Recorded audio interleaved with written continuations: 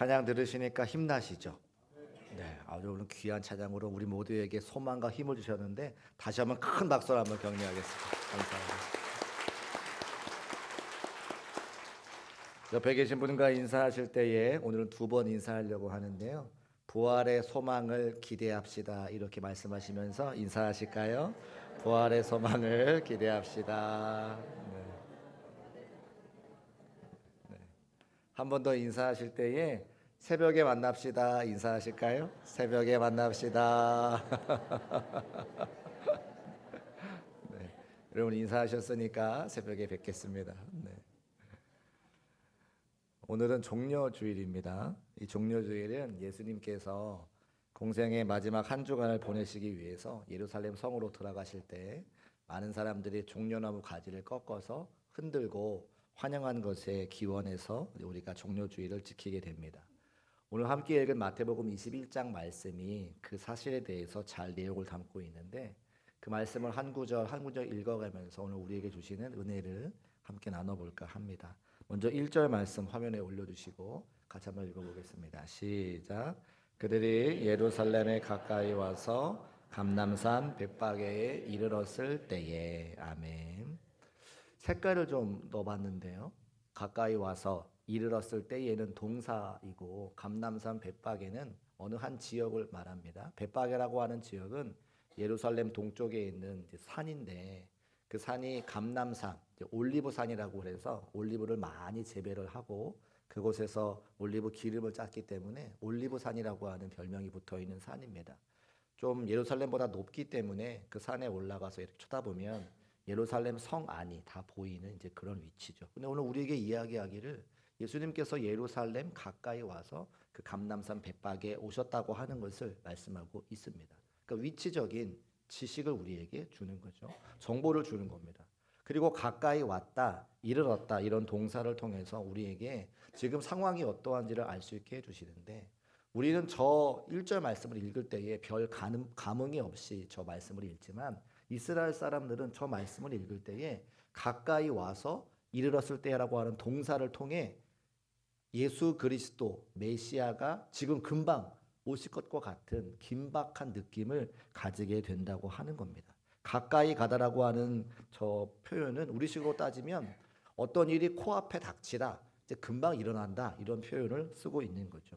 두 번째로 이르렀을 때라고 하는 것은 어디에 가다 혹은 누가 오다 이런 것처럼 곧 예수 그리스도께서 이 땅에 메시아로 오시는 그 재림의 순간을 그 다시 오시는 순간을 계속해서 성경에서 표현하는 일종의 관용 어구 같다고 하는 거예요. 그래서 저 말씀을 읽는 초대교회 성도들은 이제 우리가 고대하던 그 예수님께서 그 고대하던 메시아께서 우리에게 곧 오시겠구나라고 하는 것을 성경의 분위기를 통해서 알 수 있게 한다는 겁니다. 그것으로 끝나는 것이 아니라 2절과 3절 말씀을 통해서도 이제 곧 메시아가 우리에게 오실 것이라고 하는 그 긴박성을 성경의 구절을 통해서 알 수 있게 해 놓았습니다. 2절 말씀 올려주시고 같이 한번 읽어볼까요? 시작. 너희는 맞은편 마을로 가라. 곧 메인 나귀와 나귀 쇠기가 함께 있는 것을 보리니 아멘. 우리는 한국어 문법으로 인해서 너희는 맞은편 마을로 가라 이렇게 되어 있지만 헬라어 원문에 보면 가라 너희는 맞은편 마을로 이렇게 명령어로 되어 있는 거죠. 가라라고 말씀하시는 것은 이제 곧 무슨 일이 일어나니까 너희들이 그곳에 가야 된다라고 하는 그런 긴급한 예수님의 명령을 우리에게 말씀하고 있는 겁니다. 또 곧 메인 나귀와 나귀 새끼가 함께 있는 것을 보리니 너희가 가서 나귀를 가져올 때 이미 준비가 되어 있으니까 곧 가서 가져오라고 하는 것은 이미 모든 것이 다 준비가 되어 있고 이제 우리가 고대하던 그 메시아께서 우리에게 오실 거라고 하는 그런 긴박성을 계속해서 우리에게 암시하고 있다고 하는 겁니다. 또 3절에 가보면 즉시라고 하는 단어가 나와요. 즉시는 무엇입니까? 이제 어떤 일이 금방 이루어질 거야라고 하는 것을 우리에게 암시하고 있는 거죠. 그러니까 1절과 2절과 3절 말씀을 한국 사람들은 그냥 읽어 내려가지만 저 말씀을 처음 들었던 초대교회 성도들은 그들이 오랫동안 고대했던 메시아 예수 그리스도께서 그들에게 오고 있구나라고 하는 사실을 긴박하게 알게 된다고 하는 겁니다. 자, 이 모든 상황이 메시아가 오심을 말하고 있는데 이 말씀의 그럼 주인공이 누구입니까? 예수님이시죠. 예수님께서 오셔야 되니까. 그런데 예수님께서도 당신 스스로를 말씀하실 때에 지금까지는 성경의 많은 곳에서 인자, 사람의 아들이라고 하는 표현을 쓰셨습니다. 그런데 지금 여기서부터 이 마태복음 21장의 말씀부터 주, 퀴리오스라고 하는 그리스도, 주인으로 오셨다고 하는 말씀을 당신 스스로 하고 계시는 거예요. 우리 3절 말씀 같이 한번 읽어볼까요? 시작. 만일 누가 무슨 말을 하거든 주가 쓰시겠다 하라. 그리하면 즉시 보내리라 하시니 주가 쓰시겠다고 하라. 하나님의 아들 독생자 예수 그리스도께서 주인된 삶으로 오셔서 쓰시겠다고 말하라. 그렇게 우리에게 기록하고 있습니다. 동일한 사건을 이야기하는 동일한 종료주일의 그 사건을 이야기하는 다른 성경 본문도 같은 말씀을 하고 있는데요. 마가복음 11장 3절과 누가복음 19장 31절에도 동일하게 예수 그리스도를 주라고 표현하는 것을 확인할 수가 있습니다. 노란 글씨로 써 있죠. 주가 쓰시겠다 하라. 주가 쓰시겠다 하라. 그러니까 저 말씀은 곧 무엇이냐면 예수 그리스도께서 당신 스스로 나는 이제 이 땅에 신적인 속성을 가진 메시아로 왔다고 하는 것을 많은 사람들에게 나타내주고 계시다는 말씀입니다. 또 우리가 함께 읽어본 5절 말씀은 이미 하나님께서 520년 전에 예수님께서 이 땅에 오시기 520년 전에 스가랴 선지자를 통해서 메시아가 올 때 어떤 모습으로 오겠다고 하는 사실을 예언하셨던 말씀입니다. 우리가 오늘 함께 읽은 마태복음 21장 5절 말씀은 예수님이 오시기 전에 하나님이 스가랴라고 하는 선지자를 통해서 이 땅에 메시아가 올 때에 어떤 모습으로 오시는지를 나타낸 성경인데 오늘 다시 한번 그 이야기가 반복되어져 있고 예수 그리스도께서 너희들의 구세주로 너희들의 메시아로 오시는 것을 우리에게 증명하고 있다는 것이죠. 우리 5절 말씀 같이 한번 읽어보겠습니다. 시작. 시온 딸에게 이르기를 내 왕이 내게 임하나니 그는 겸손하여 나귀 곧 멍에 매는 짐승의 새끼를 탔도다 하라. 아멘.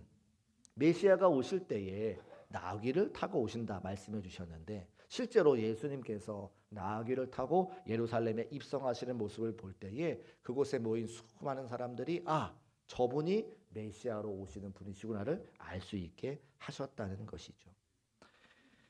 그러니까 이 예언의 말씀은 예수님께서 제자들이 끌고 온 나귀를 타고 오시는 것으로 현실이 되었습니다.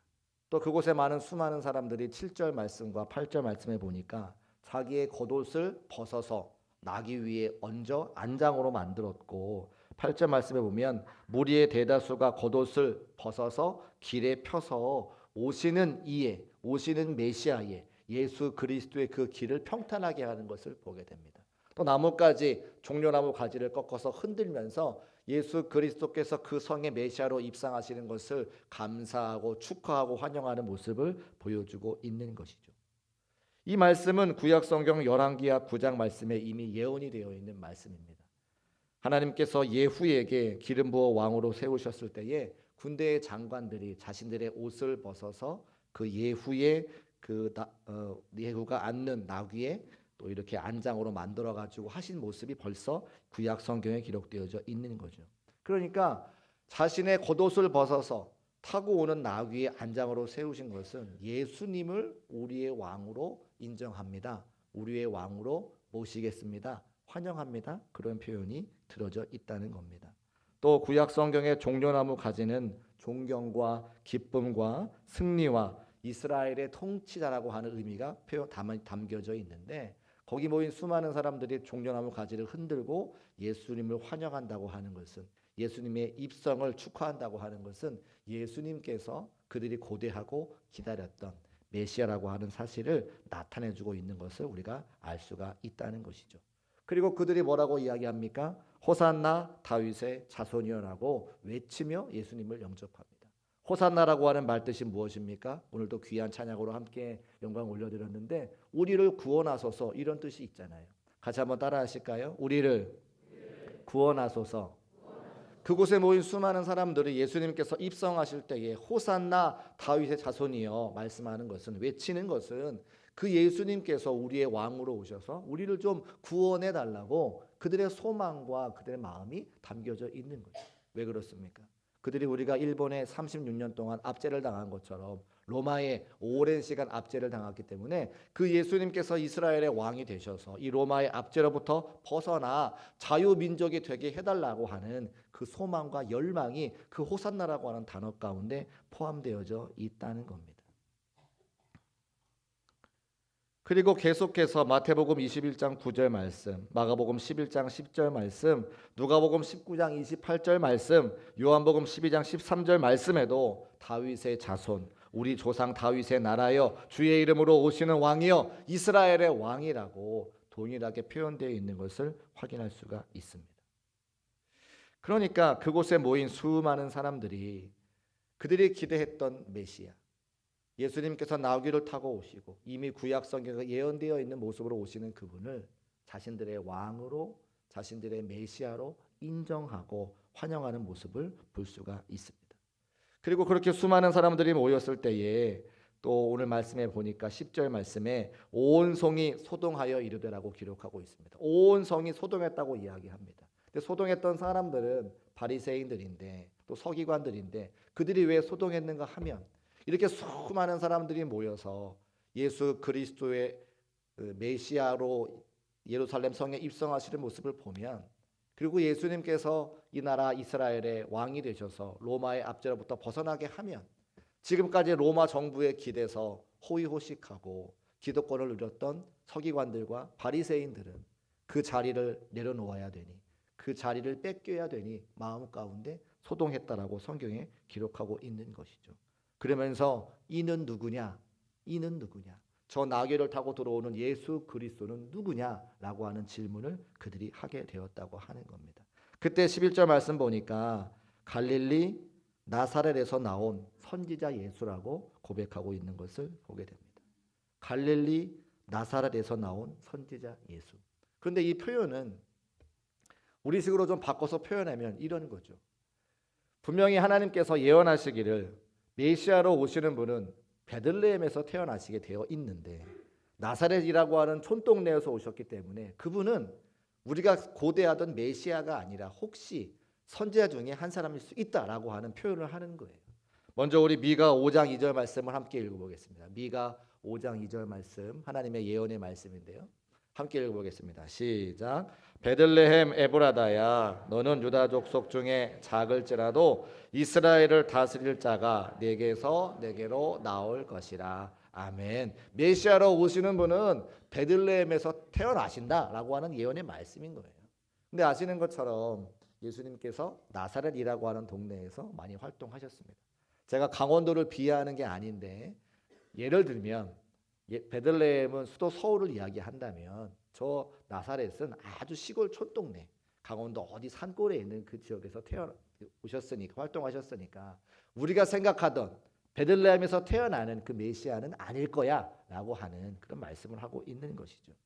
메시아는 베들레헴에서 나온 자여야 하는데 예루살렘에 들어온 그 사람은 나사렛에서 왔으니까 우리가 생각하는 메시아가 혹시 아닐 수도 있어, 이렇게 생각하는 사람들이 있다는 겁니다. 오늘날 21세기를 살아가는 우리 모두에게 예수 그리스도가 누구신가 라고 질문을 한다면 수많은 사람들이 다른 이야기를 할 수 있습니다. 어떤 사람은 불교의 석가모니, 유교의 공자, 이슬람의 마호메트와 함께 그냥 기독교를 창시한 사람 중에 한 사람으로, 4대 성자 중에 한 사람으로 말할 수 있을 것 같습니다. 또 십자가에 처형당했던 사람, 그런 사람 아니었는가 말할 수도 있습니다. 또 예수님의 신성을 부인하고 그냥 성경에 등장하는 나사렛 출신 선지자 한 사람이라고 말할 수도 있습니다. 또 요즘에 선거철이 되니까 우리 사랑하는 성도들의 한 표를 얻기 위해서 교회에 와서 인사하는 분들이 계신데 그분들에게 메시아가 누구냐, 예수 그리스도가 누구냐 물어본다면 나에게 한 표를 줄 수 있는 성도들이 모인 공동체의 지도자라고 말할 수 있는 것이죠. 자신의 필요가 충족되면 그만인 사람도 있고 예수님과 관계없는 삶을 살아가는 수많은 사람들이 있습니다.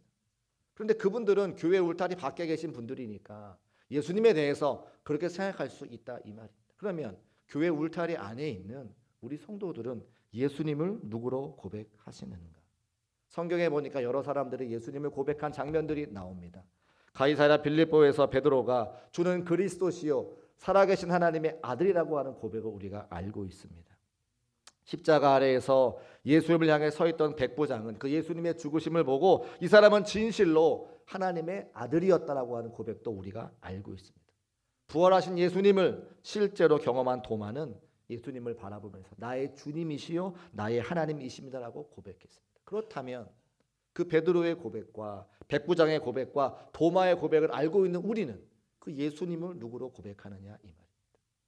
놀랍게도 여호수아 말씀을 강의하면서 하나님께서는 계속 모든 성도들에게 하나님은 우리의 주인 되기를 원하신다는 동일한 메시지를 계속해서 주고 계십니다. 상황과 환경과 형편은 다르지만 하나님이 우리의 주인 되기를 원하셔서 이스라엘 백성들을 이끌어 가시는 그 모습을 통해 우리 삶의 온전한 주인 되기 원하시는 그 아버지의 마음을 절절하게 우리는 깨닫는 가운데 있습니다. 그 말씀을 듣고 우리 삶의 자리에서 예수 그리스도는 누구인가 이제 우리가 대답해야 될 바로 그 시간이라고 하는 것이죠. 지난주에는 오라버니 나사로의 죽음에서 절망 가운데 빠져있던 상황에서 마르다가 예수 그리스도를 붙잡고 우리에게 죽음 가운데서 절망 가운데서 새로운 생명으로 소망을 주시는 그 예수님에 대한 말씀을 우리가 함께 나눴습니다. 절망 따로 십자가의 부활 따로가 아니라 절망과 예수 그리스도의 십자가로 절망의 삶의 자리에서 예수 그리스도의 십자가로 얼마든지 승리할 수 있음을 말씀을 통해 우리에게 보여주셨다고 하는 것이죠. 이제 여러분에게 질문합니다. 여러분에게 예수님은 누구십니까? 여러분에게 예수님은, 여러분에게 십자가는, 여러분에게 예수님의 부활은 도대체 어떤 의미입니까? 오늘 이 질문 앞에 제가 다른 예화의 말씀을 준비해 왔는데 오늘 아침에 저에게 벌어진 사건이 있어서 제가 이 사건을 말씀드리고 오늘 말씀을 좀 정리하려고 합니다. 이 사건은 저에게 예수님은, 저에게 십자가는 어떤 의미인지를 여러분에게 말씀드리기 위함인 것입니다. 요즘에 저희 중국교회에 한 가지 이슈가 있는데 제가 교회에 부임하고 나서 열심히 찬양을 합니다.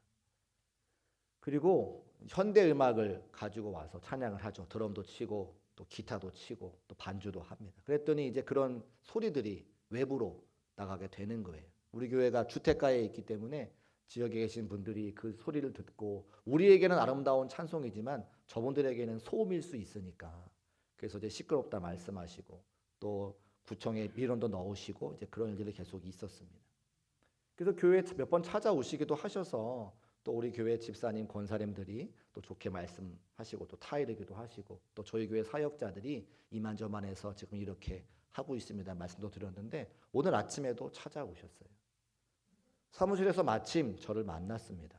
가만히 제가 냄새를 맡아보니까 술을 잔뜩 드시고 오셨어요. 용기가 없죠. 교회 안 다니시는 분들은 교회 찾아오실 때 함부로 못 들어오십니다. 술을 잡수셔야 용기가 나서 와서 말씀하실 수 있는 거예요. 제가 그걸 다 알고 있죠. 그래서 이런저런 이야기를 나누다가 정말 소리가 얼마나 들리는지 한번 그 가정에 가보게 되었습니다.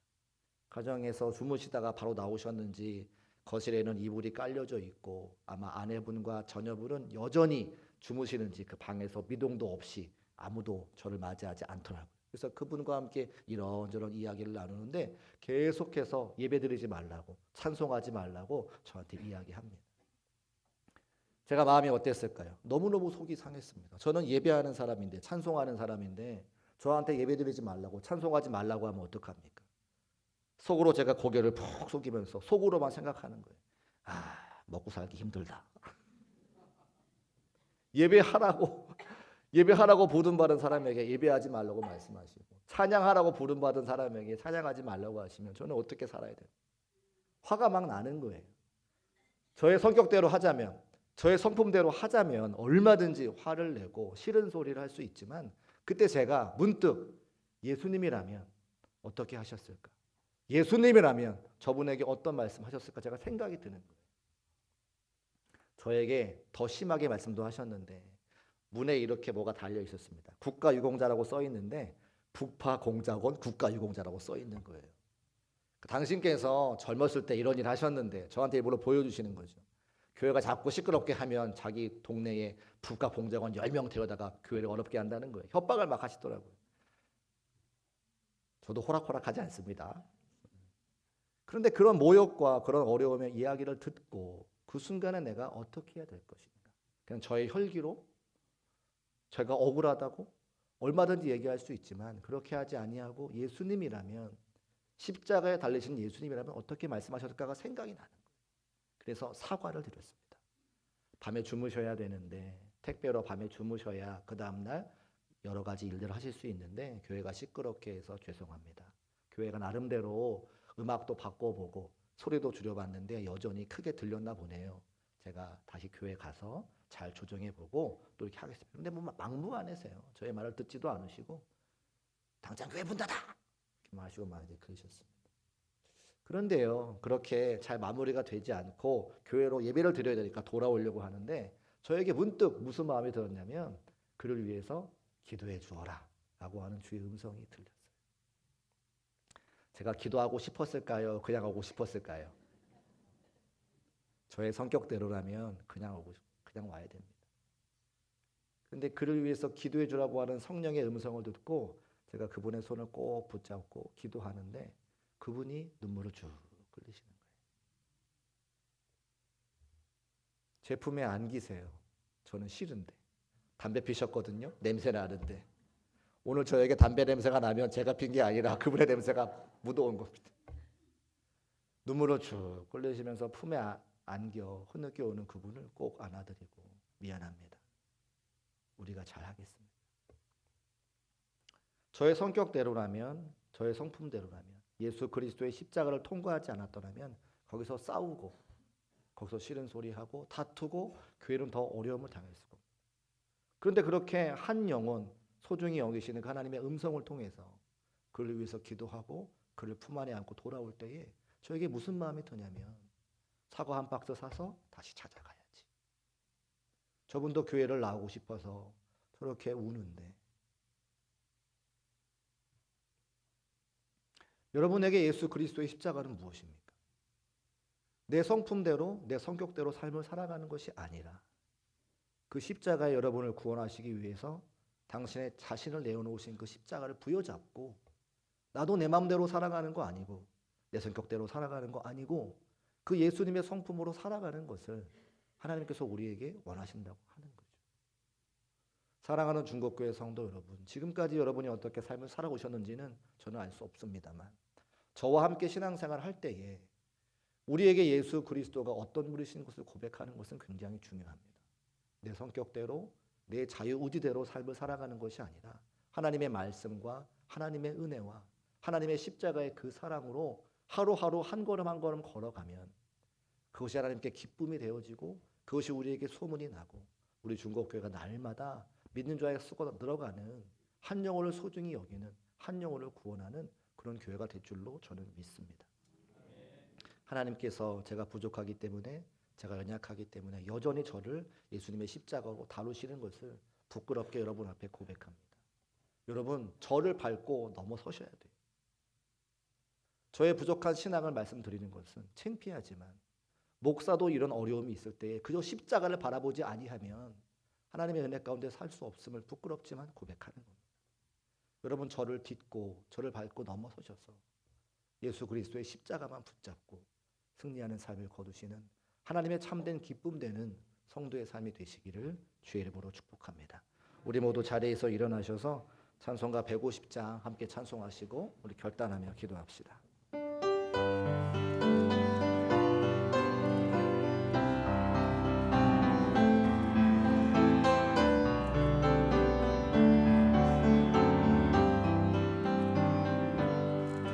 갈보리 산 위에 십자가 섰으니 주가 고난을 당한도다.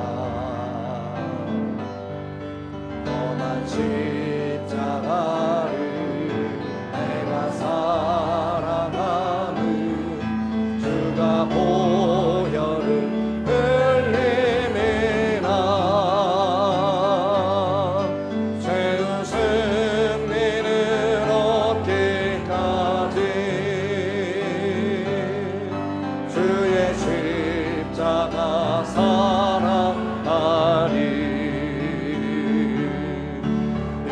멸류관 받기까지 험한 십자가 붙들겠네. 2절 다시 전대받은 주의 십자가에 나의 마음이 들리노라. 귀한 어린 양이 세상 죄를 지고 험한 십자가 지셨도다. 죄의 승리를 얻기까지 주의 십자가 사랑하리. 빛나며